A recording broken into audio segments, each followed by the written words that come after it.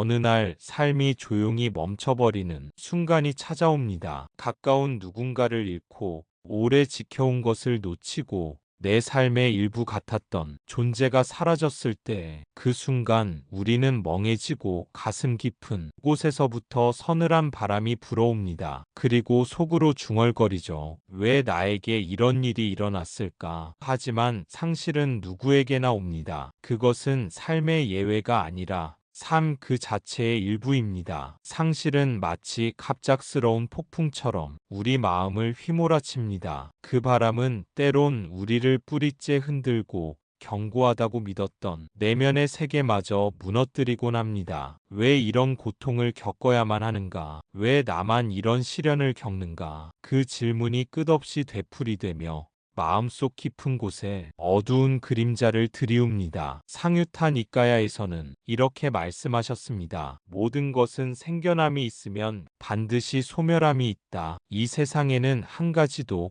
변하지 않는 것이 없습니다. 꽃은 피고 지며 계절은 흘러가고 사람은 만나고 이별합니다. 그러나 우리는 자꾸만 그 소중한 존재들이 언제까지나 내 곁에 있을 것이라 착각합니다. 그 믿음은 달콤하지만 결국 고통의 씨앗이 되죠. 부처님은 고통의 원인을 집착이라 하셨습니다. 내 것이라 믿고 내 사람이라 부르고 절대로 놓고 싶지 않았던 것들을 움켜쥘 때 그것이 떠나는 순간 마음은 무너져 내립니다. 그래서 상실은 단순히 무엇을 잃는 일이 아닙니다. 그것은 우리가 붙잡고 있던 세계가 무너지는 경험입니다. 나는 이 사람 없이는 안 될 거야. 이 관계가 내 삶의 전부야. 그렇게 믿으며 쌓아온 마음의 구조물들이 상실의 순간 한꺼번에 무너져 내리기 때문입니다. 갑작스러운 이별 앞에서 우리는 흔들립니다. 마치 발밑에 있던 땅이 꺼지는 것처럼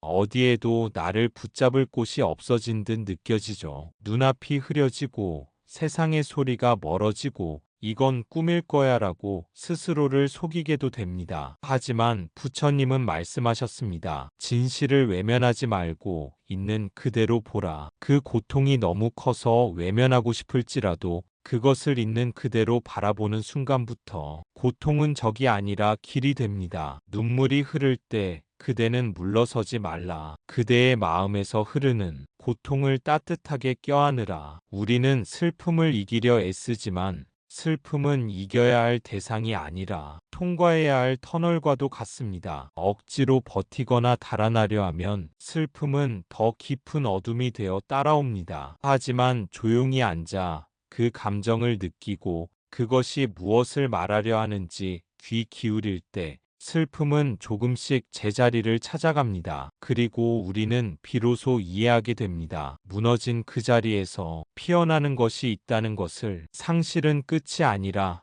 또 다른 시작이라는 것을. 부처님은 고통을 통해 깨달음으로 나아가셨고 우리 또한 고통의 한가운데서 자비와 지혜의 씨앗을 틔울 수 있습니다. 법구경에서는 이렇게 말씀하셨습니다. 사랑하는 것을 잃는 것이 슬픔이요. 원하는 것을 얻지 못하는 것이 고통이다. 사람을 잃고 반려동물을 보내고 마음의 버팀목이 사라진 그 공허함은 쉽게 메워지지 않습니다. 심리학자 홈즈와 라엔은 인간이 겪는 주요 스트레스 사건에 점수를 매긴 상실 스트레스 지수를 만들었습니다. 그 목록에서 가장 고통스러운 사건은 배우자의 사망, 이어 이혼, 가족과의 결별, 가까운 친구의 죽음, 직업 상실 같은 일들이 상위에 올랐습니다. 이런 상실은 마음을 무너뜨릴 뿐 아니라 육체적 건강에도 큰 영향을 미친다고 알려져 있습니다. 특히 반려동물을 잃은 이들의 뇌 반응을 연구한 자료에 따르면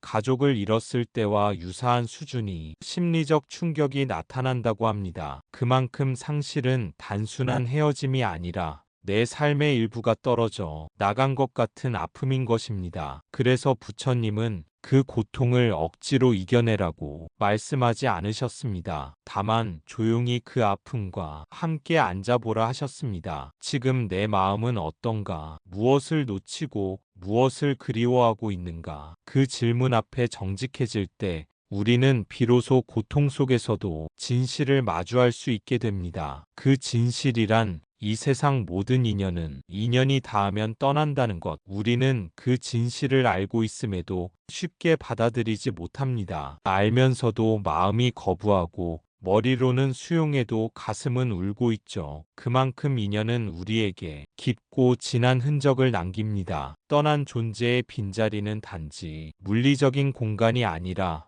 우리 마음의 결을 바꾸고 삶의 의미를 다시 묻게 합니다. 그러나 부처님은 그 공백 속에도 길이 있다고 하셨습니다. 그 길은 억지로 슬픔을 밀어내는 것이 아니라 그 자리를 따뜻하게 바라보며 걸어가는 것입니다. 지금 내가 느끼는 이 공허함, 이 아픔과 눈물은 부끄러운 것이 아니라 내가 진심으로 사랑했고 진정으로 연결되어 있었다는 소중한 증거입니다. 그러니 그 마음을 외면하지 마세요. 그것이야말로 당신 안에 살아있는 자비의 뿌리입니다. 이 세상에서 가장 향기로운 꽃은 남을 위한 선행에서 피어난다. 그 사람이 내게 심어준 사랑의 씨앗은 이제 나의 선행과 미소온 말과 행동으로 다시 세상에 꽃피울 수 있습니다. 떠난 존재는 더 이상 내 곁에 없지만 그가 남긴 자취는 내 마음의 등불이 되고 그 빛은 다시 누군가를 비추게 됩니다. 이 인연이 끝이 아니라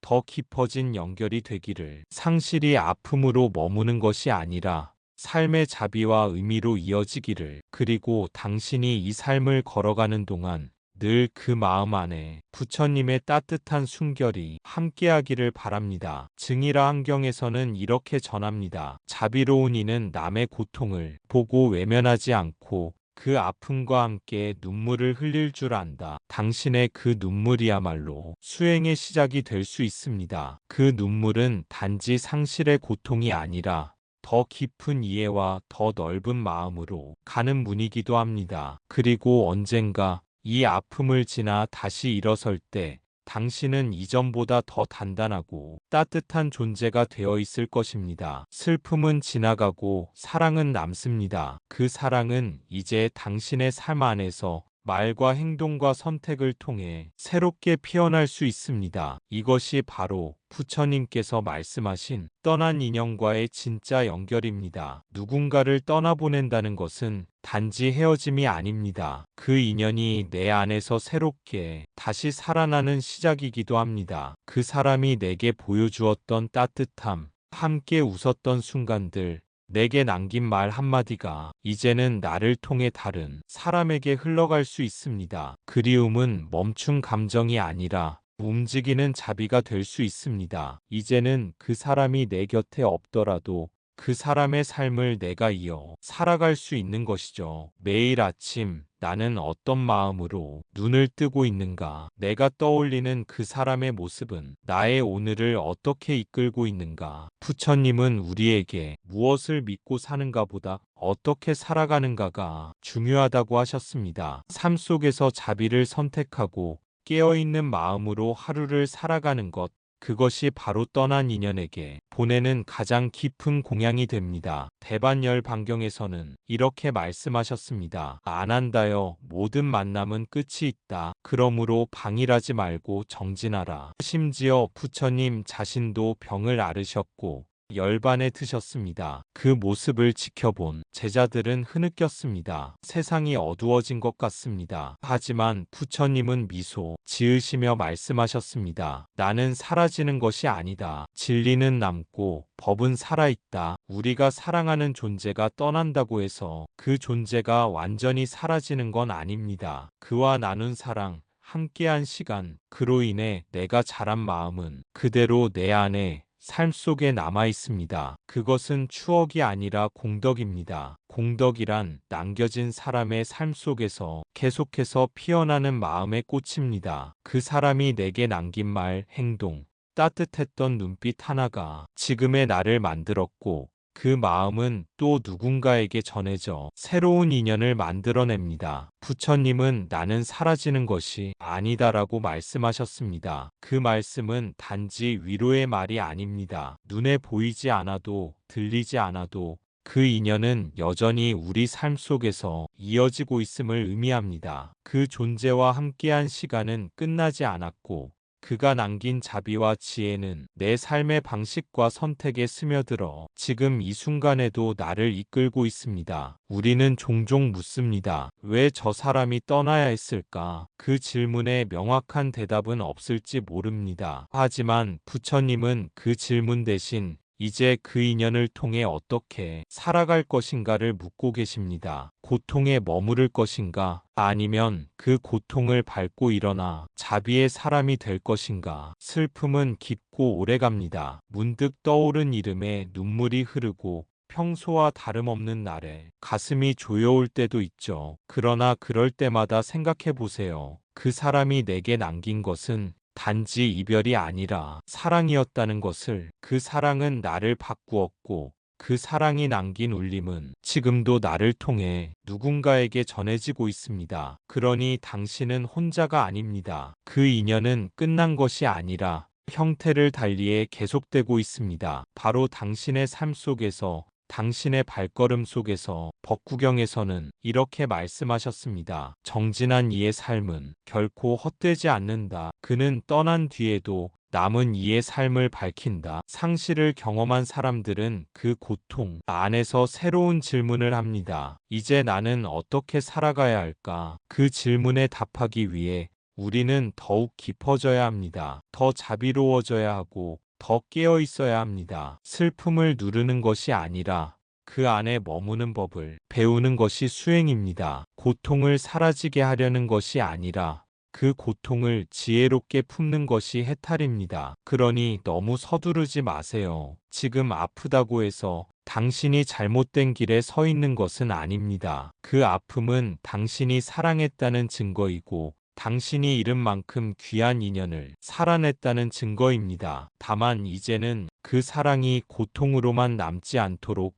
그 인연이 슬픔으로만 묶이지 않도록 부처님의 말씀을 마음에 품고 조용히 그러나 천천히 일어서 보세요. 무너진다 해도 괜찮다. 다시 일어설 수 있다. 이 한 걸음이 당신과 당신이 사랑했던 존재를 더 깊이 연결시켜 줄 것입니다. 수타니파타에서는 이렇게 말씀하셨습니다. 지나간 것에 집착하지 말고 오지 않은 것에 집착하지 말며 지금 이 순간에 깨어 있으라. 바로 이 자리에 진리가 있다. 당신의 슬픔이 지혜로 나아가는 문이 되기를 바랍니다. 당신의 눈물이 자비로 향하는 강물이 되기를 바랍니다. 그리고 그 마음 위에 조용한 평안이 깃들기를 진심으로 기원합니다. 지금 이 순간 당신이 겪는 모든 감정과 생각은 그대로 두어도 좋습니다. 부정하거나 억누르려 애쓸 필요 없습니다. 슬픔과 괴로움, 불안과 혼란 모두가 바로 지금 이 자리를 채우고 있는 삶의 일부임을 인정하세요. 부처님께서는 이 있는 그대로의 순간을 깊이 들여다보라 하셨습니다. 과거의 후회나 미래에 대한 걱정에 마음을 빼앗기지 말고 오직 지금 이 순간